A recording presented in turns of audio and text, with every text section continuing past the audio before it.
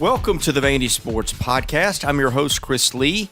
Our guest today will be New York Door. We will talk some baseball. This episode sponsored by the Well Coffee House, which turns coffee into water. The Well is a coffee house with the mission to bring clean water to the world.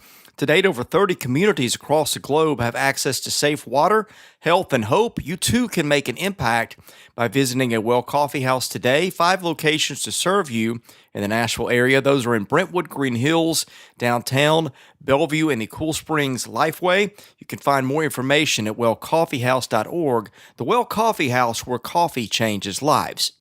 We thank our co-sponsor, Wellspire, Nashville's Learning Development Center, that's located in the Gulch.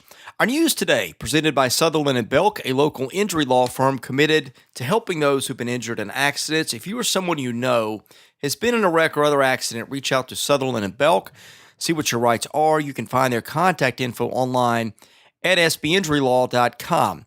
Vanderbilt beats Louisville in the Battle of the Barrel, 6-2. Commodores now 39-9 and number 1 in the RPI. Harrison Ray had the big hit, a 2-run double, and A.J. Franklin got his first win in that one. Today's guest line is sponsored by a new sponsor here. They are Boll & Branch, founded in 1999 by Vanderbilt graduates Scott and Missy Tannen. I personally sleep on Boll & Branch sheets every night. Had no idea how much of a difference it made to sleep on really, really nice organic cotton sheets. They are a life changer. Their products are made ethically. They are fair trade certified, which means they make their products in safe conditions by men and women who are paid and treated fairly. You can try their sheets risk-free for a month, free shipping and free returns. If you've tried them, try their mattress, which was voted the best new mattress in 2018. The website is bollandbranch.com. That is BOLL and branch.com. You can get $50 off your first set of new sheets. Just use promo code Vandy, and we are excited to have those guys on again. They have an outstanding product. Joining us on our guest line now, New York Door. We will talk Vanderbilt baseball as we always do. Welcome in, my friend. Hope you are doing well. Let me start with this. This has been a great year. A lot of great wins, some great series wins. I thought in terms of answering the questions that needed to be answered, you can make the case that what Vanderbilt did yesterday was maybe as important a game as they've had all year, just in terms of some things that we saw out of that. Agree or disagree? I think yesterday was the best game that Vanderbilt has played all year, and that does not go to the games where they steamrolled the competition. It goes to just what you were getting at, which is the value of that win far exceeded any other win that we've had this season, and it operates on basically a handful of levels, the meat of which are, one, finally getting to the point that A.J. Franklin is now a known trustable commodity. And we'll revisit that in I think, a little bit later.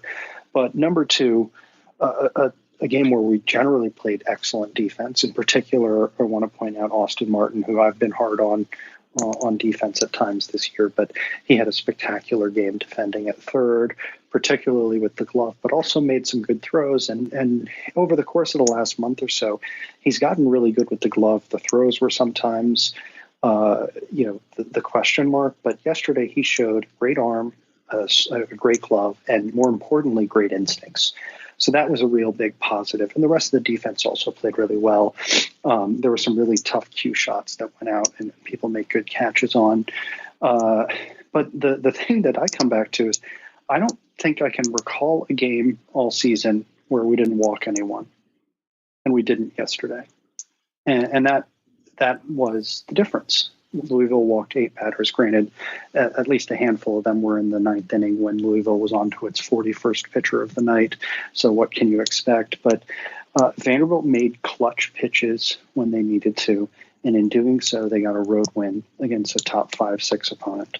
And, sealed also that they will finish the regular season even if they lose out with a top 8 RPI. They firmed up AJ, did a pretty good job of hitting, even though the results weren't spectacular, and really pitched the ball. Mason AJ and Tyler Brown all had great games.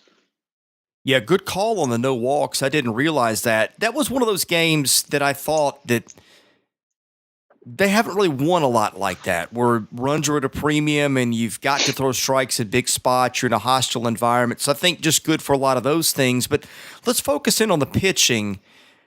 Let's start with A.J. Franklin, because we've said all along we're concerned about the bullpen, and for all the reasons we've outlined, and they're all valid. But at the same time, we have also said the number of arms may come into their favor. In other words, you may not be able to count on this guy, or this guy, but just the sheer numbers of talented pitchers they have on the roster, the odds are some of those guys will come through. Is this the turning point where it clicks for A.J. Franklin? That's probably not a fair way to put it, because he's been pitching better for a while. The control hasn't been as great, but he's not been hit. I thought yesterday he put the ball where he wanted to, when he wanted to, against some great hitters. I just thought that kid looked like the kind of answer they have been looking for. Well, AJ last night looked like a pro pitcher for the first time in his career. And that doesn't mean that he hasn't flashed it in the past, but yesterday he had great stuff and located. And, really for the last 2 or 3 weeks, there have been signs of this coming. The last 2 or 3 podcasts, if you go back, we talked a little about the two guys to keep an eye on as potentially entering the circle of trust. And those two guys were Ethan Smith and A.J. Franklin. And, of course, I'm bringing this up because we were right. Ethan Smith on, Chris, help me out. Was it Friday? Friday night, he came in on relief of Drake Fellows, yes. Drake Fellows. And he was spectacular. But for a blown check swing call in his final inning, Ethan would have quite probably struck out 8 of the 10 batters he faced. Blew a check swing call, which I proceeded to, I can't remember if it was a walk or get a hit, but he was spectacular, lights out, to the point that the relatively uninformed broadcasters were talking about him as the first round talent, while doubting JJ Bleday because they hadn't seen enough of him yet. And Ethan is someone I've been a big proponent and believer in for some time, but that was really his first time truly showing out. And AJ is sort of in that same category. Although I think, we've talked a lot about Scott Brown and his performance as pitching coach. And I think AJ Franklin's a kid who, if he can replicate this performance and go on to a nice pro career, you look at him as someone who really was truly developed by Scott Brown, including the stuff. Improving the slider, really succeeding in Brown's velocity program. Those are things that I don't know that there's a better example of someone who started at level A and got to the level that AJ looked like he was at last night. Perhaps the only other guy who's really comparable it would possibly be Colin Snyder. You got to give Scott Brown some credit there. Obviously, with the caveat that for credit to be warranted, AJ's got to go out and be able to replicate this performance. But it really can't be overstated. Those were high leverage innings, national broadcast, a really great midweek crowd from Louisville. I thought, they're a bit of a complainer, but they were loud and they were engaged, and credit to the Kentuckians on that. But AJ absolutely rose to the occasion. Faced, I want to say 9 batters or 10 batters, didn't walk anyone, gave up 3 singles, one of which was basically a flared swinging bunt. I think only really one of the balls was hard hit, and he made really big pitches and beat really good hitters with both his fastball and his slider. Really, really outstanding. The other point to giving some credit to Brown also is he's clearly worked a lot with Mason Hickman on his curveball, and that's really a much bigger go-to pitch for him this year relative to last year. There was a lot of buzz around A.J. Franklin in the winter and the fall. That was when I heard he was going to make the roster long before the cuts, that he had done enough to impress the coaching staff. long before February rolled around. I'm trying to remember, was his rep that he was a strike thrower, or what was that about? It seemed like that's what I heard, but I'm a little unclear. Yeah, no, so he is someone who really improved his stuff gradually over the years, and he had a really solid performance, I think, for the Newport Gulls in the NECB last summer. I can't recall that exactly. But the two guys who, based on summer performance and based on what I knew about their game, who I thought would be trustworthy going into the season, who didn't pan out that way until now with AJ, were AJ Franklin and Justin Willis. We've rehashed the Justin Willis story before, so we won't go into that. But that was principally based on their summer success, as well as knowing the level of success they had in internal training sessions and inter-squad games. But it was a surprise when AJ had his first appearance out in Arizona, I think it was, where Fullerton.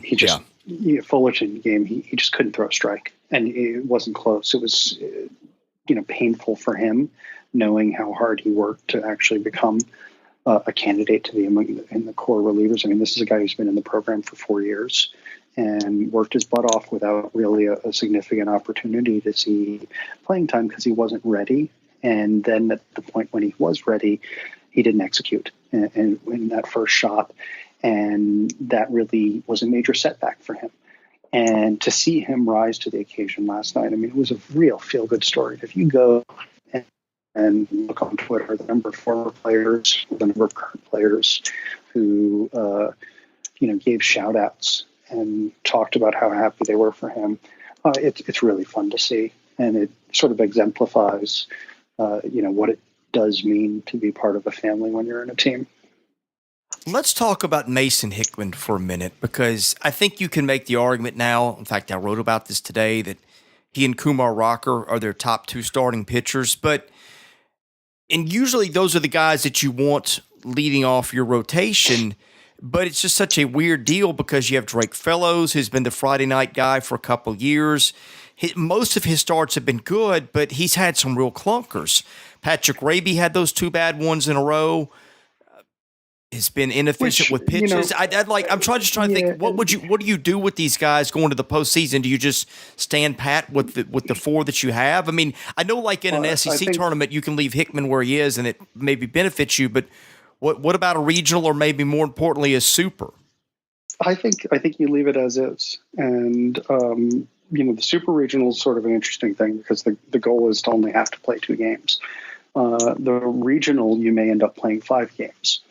It could be 3, it could be 4, it could be 5. But I think you have to leave it as is. And you have to remember that Drake occasionally had clunker games and occasionally has clunker innings, but he's one of the most mentally tough pitchers we've ever had.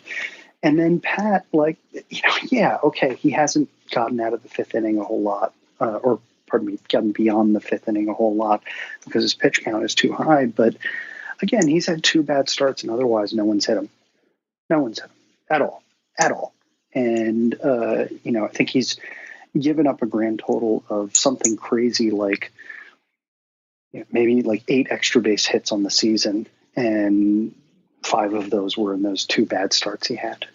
So, this is a guy no one's squaring up. He's walking too many guys. He throws too many pitches. He's not fun to watch because he's, he has really slow at-bats against other opponents. He's kind of like having to sit through if every player was Brian Reynolds because he's not efficient with pitches, but he's successful with them.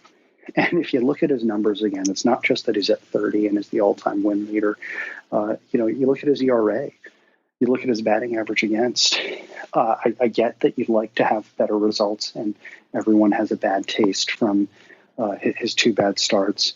But come on, I mean, the guy's got 30 wins, and he's got them for a reason. And his ERA is under 3.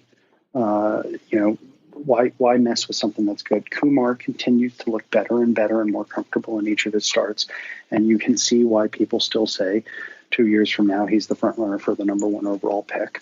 Even though his numbers might not be as good as someone like JT Ginn, his projection is still just through the roof. And then Mason just cleans up in whatever role you put him in. So I would be in the position that why mess with something that's good. Now, the real concern on that is one of the reasons why we're celebrating Ethan and AJ's performance is we're desperate for arms that will throw strikes out of the bullpen, because you can't rely on Tyler Brown to do everything. He'll try. He's that kind of kid, but you can't put him in that situation. The more instances where you can give him a one inning save, which one of the reasons why it was so awesome to see Corbs roll AJ out there for the 8th inning was that you didn't have to use Tyler for more than 1 inning after he pitched twice in both games on Sunday. And two, you're putting a kid in the most high leverage situation, arguably, that we maybe have seen all year, and watching him throw strikes and blossom and really beat batters. I think we have right now a high level of confidence in Hugh Fisher. I don't know that we want to have that confidence in guys like Jake Eater and now in Ethan Smith and AJ Franklin. I don't know that we're really in the full trust zone right now with those guys, but it's, there's a lot of uncertainty. Zach King's had a couple of really rough weeks. And it's probably really more than a couple. And I think he's a guy who we all hoped we'd be counting on, because the stuff is phenomenal, but he's not been in sync. And one of the interesting things with Zach is, and one of the approaches I might take if I'm Brownie with him, is not bring him in unless he's warmed up twice as much as he normally does, because he's come into games and it's possibly, a mental thing. Maybe he's too wound up. He struggled with the first 2, 3, 4 batters he's faced. And then he's actually, gotten back into gear and had success. Problems by that point, Bix is already low and the run might already be in. But try maybe pulling a Matt Freege, where Matt Freege used to run the stairs before a big game to get some of the excess energy out. Maybe have Zach warm up a little bit longer and see if that helps. Yeah, a couple of stats before I move on to the mailbag, because we're on short time today. Base runners per inning pitched among their starting pitchers: Fellows 1.53, Raby 1.41, Rocker 1.34, Hickman 1.02. Strikeouts per 9, Hickman 11.3, Rocker 9.7, Fellows 10.3, Raby 9.1, and free passes per 9, Hickman 2.4, Rocker 3.0, Raby 5.2, Fellows 5.5. Drake is basically their worst pitcher in most of their categories, and yet he's their number one. I'm not arguing with you. It's a weird dynamic this year. Yeah, and of course the only statistic that really matters is the Jack Morris statistic, which is what's the one loss. And I call it the Jack Morris because I don't care if you got a 4.2 ERA. If you win 23 games, you're our Cy Young. Drake still leads the SEC, I should say, in 1 losses, and he's I think 9-0. Leads the league in wins. I just wouldn't mess with it, particularly given the fact that the one guy we're talking about keeping in a flex role is the one guy who's actually been in the flex role. Raby and Fellows have always been a starter. Rocker has fundamentally always been a starter. And Hickman has been someone who we've had in the adjustable role, who can relieve or start and be a spot guy. So I just wouldn't mess with it, especially because we don't know who else we would start. Maybe Ethan Smith. I don't think we're going to see in a playoff context the ball get turned over to Chance Huff or someone like that.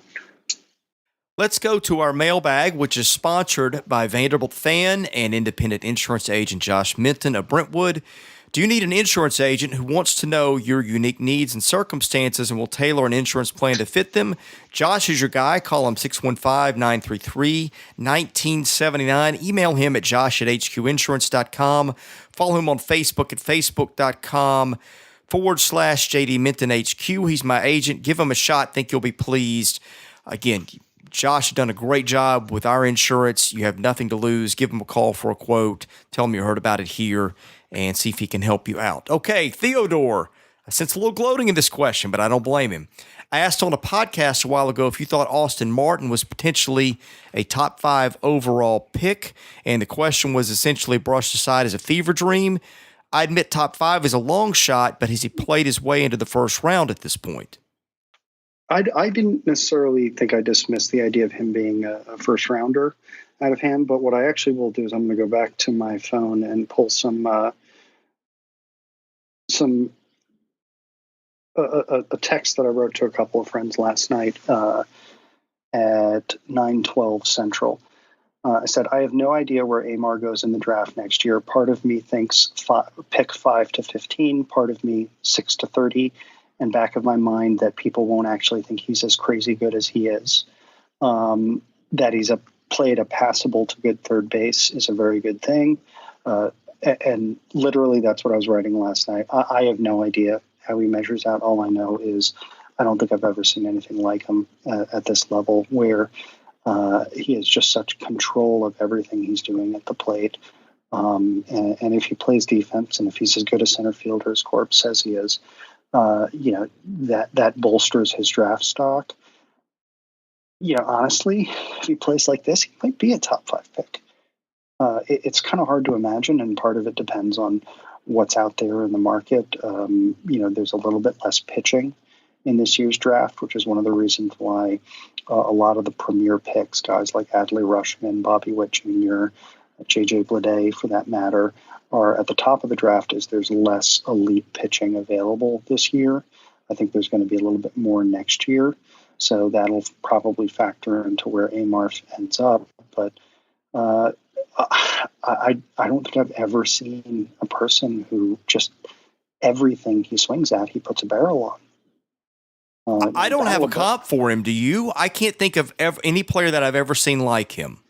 So I think I said on vandysports.com yesterday, and pardon me, last week, agreeing with someone else who used the Anthony Gomez comp, and I do it as a limited comp in that I think Gomer was the closest we've seen to someone who had the ability to barrel balls when he was on fire as consistently as Austin does. The difference is Austin always barrels the ball, not just when he's on fire.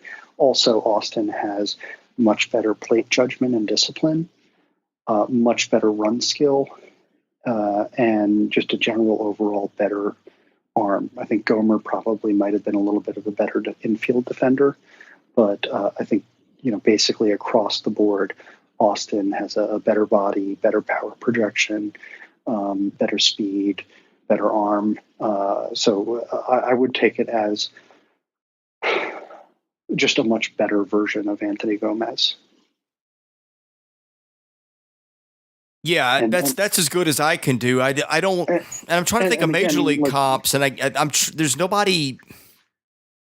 I'm sure there's somebody out there that I can think of, but he's such a unique player. I've never seen a guy hit the ball as hard as he does, as consistently as he does. It is truly incredible.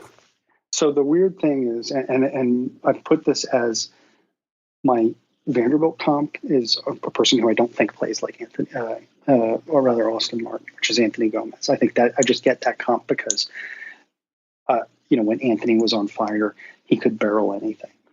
I think my major league comp still, again, goes to that sort of bat control and plate control. So even though they play nothing alike, I almost want to go with Wade Boggs as just someone who had an innate ability to put the center of the bat on the center of the ball. And it's a terrible comp for every characteristic other than that, not the least of which is Wade Boggs had a much better facial hair. Although Austin Martin has epic 80 grade hair in his own right. But that's what I sort of come back to is I think the skill that stands out about Austin is the barrel hunting. And that's what I look for when I look for comps. But the problem is I don't find anyone who has any of his physical attributes and characteristics who has this talent. Yeah, maybe something between Boggs or Tony Gwynn and like a Ben Zobrist. It's just he's a unique player. And when we're dropping Hall of Fame comps on a guy because we're struggling to find other comps, I think that's telling. And Austin, I think, is going to have a breakout year next year in power. And that's going to be something to watch. I mean, he's really punished some balls over the course of the season. I mean, the home run he hit, I don't remember if it was this past weekend or the midweek game last week where he hit it up on top of the light pole. That showed something. And then the ball he hit versus Louisville last night to right center was absolutely mashed. So I think this is a guy who, much like Blade, you could see the raw power there, but it didn't translate into homers. Next year, you could see him, hitting for power at a much more consistent and higher clip, which is a scary thought. Yeah, it really is. Well, we've got a few questions left. Let's try to get through these quickly so I can get you out on time. Theo also wants to know, do you think Martin will play the outfield next year, or is he making a case for settling down at third? That's going to be interesting. And, I think it's hard to say because next year I think there's obviously a chance we get Pat DeMarco back. We'll have Cooper Davis.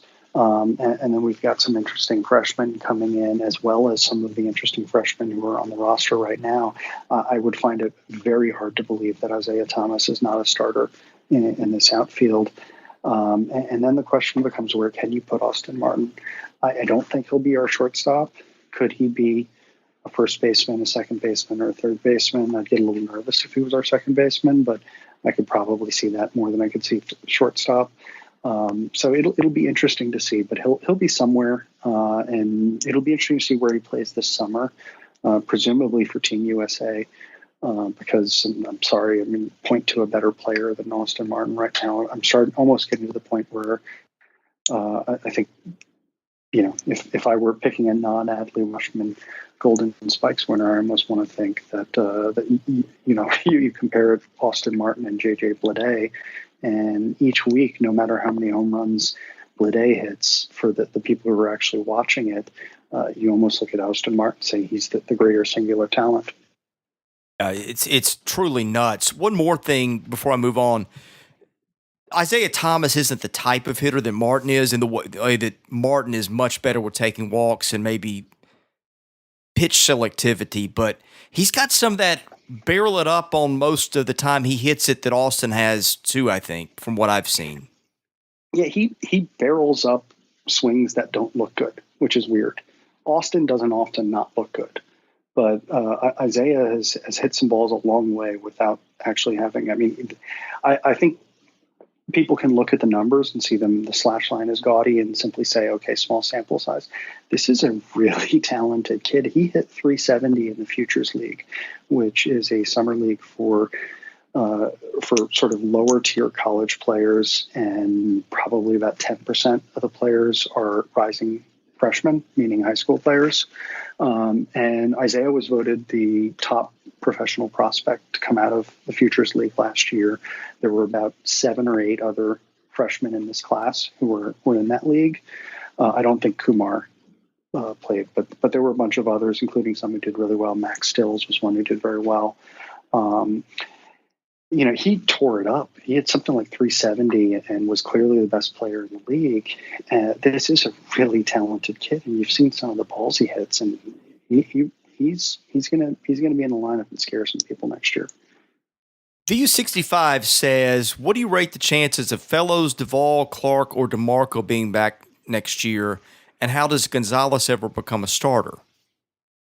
Yeah, I think Ty Duvall probably asked the same question, although he's played himself into a starting role as a guy who, despite raking, couldn't get into the lineup the last couple of years.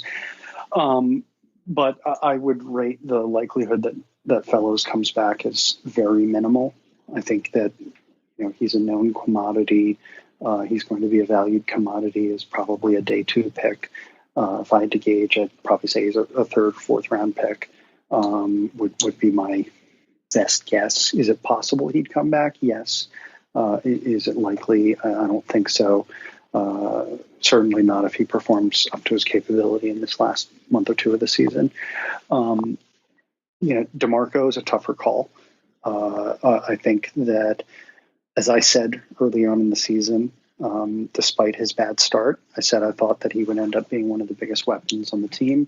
And if you look up now, he's well over 300 and hitting the ball with authority. He had a really, really good game last night. So, I think he is a very highly regarded prospect. And it will be interesting to see what happens with him and his decision, given that he's basically playing only a half season this year and clearly having a good time. Phil Clark, if he gets through the draft, then not enough scouts are doing a good job. He still is a work in progress defensively as a catcher. Weirdly, he's got some of the tougher skills down better than the easy stuff. That being, he does a pretty good job blocking balls in the dirt. Not perfect, but pretty good. Does a phenomenal job on framing. What he actually struggles with typically is catching balls that are over his shoulders. And that's going to come. But he's just such a good hitter that, I have a hard time imagining that someone's not going to throw him some significant money to sign. And then, the last one in there is Ty Duvall. I would think Ty Duvall is back because, basically you can envision him and Dom Keegan splitting time as the starting catcher and Ty being a regular DH when not catching. And I don't know that people have seen enough of him to pull him back. That said, if he comes back for a senior season, he loses a lot of leverage financially. So it wouldn't surprise me for him to go. If you asked me this question a month ago, I'd say he'd definitely be back. But because he's been a prominent starter in the lineup with Cooper Davis out of commission, I think that's increased the likelihood of him being drafted. Okay, last part of that question is, how does Gonzalez ever become a starter? I wonder if he doesn't move to short. Chris, don't ask me the questions I intentionally didn't answer. Oh. I think that it's going to be interesting to see, and if he improves as much between this year and next year as he did between last year and this year, there's going to be no keeping him out of any lineup. And it's probably at third. He theoretically could play short.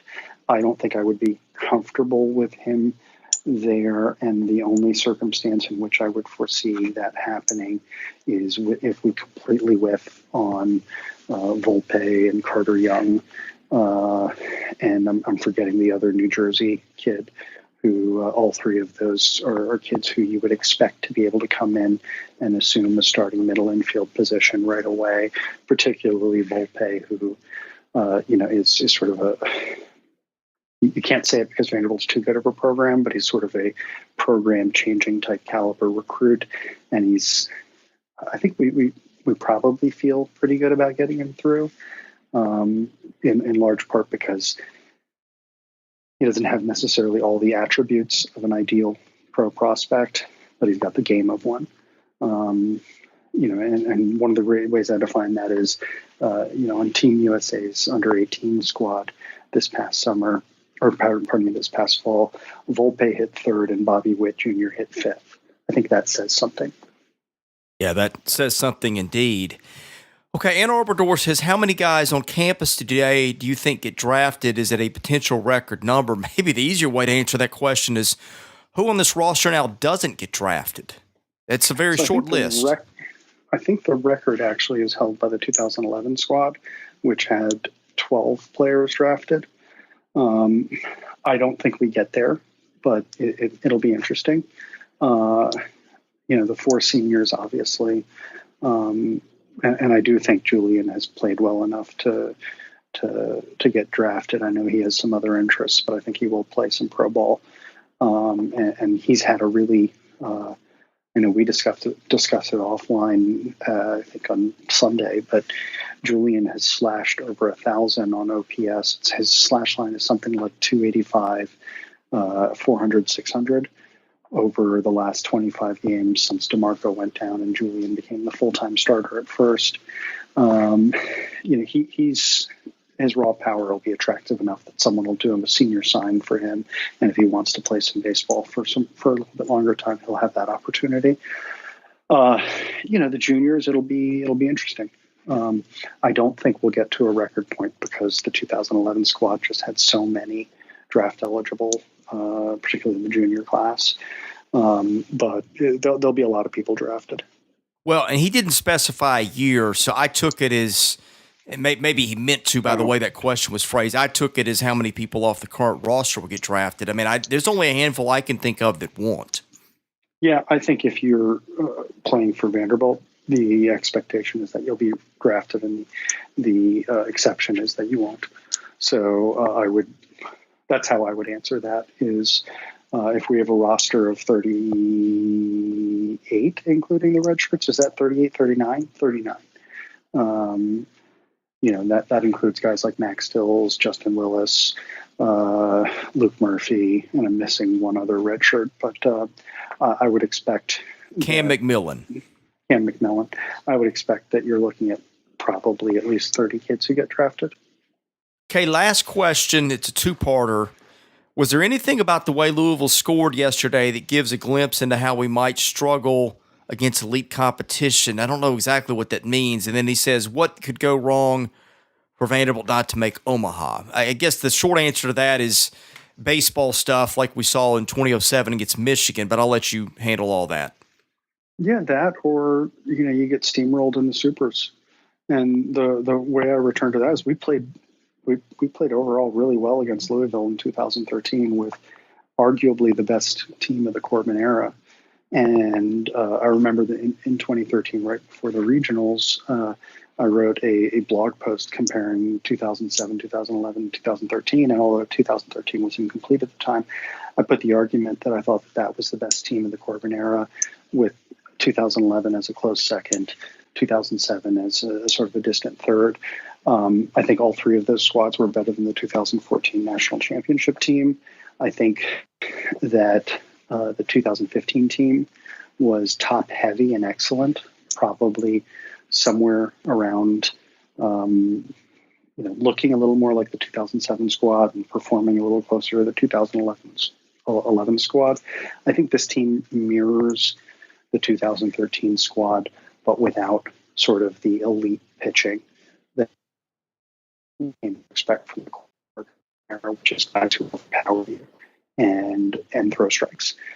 Guys like Sonny Gray and what have you. And this team also really lacks in reliable bullpen depth from a strike throwing perspective.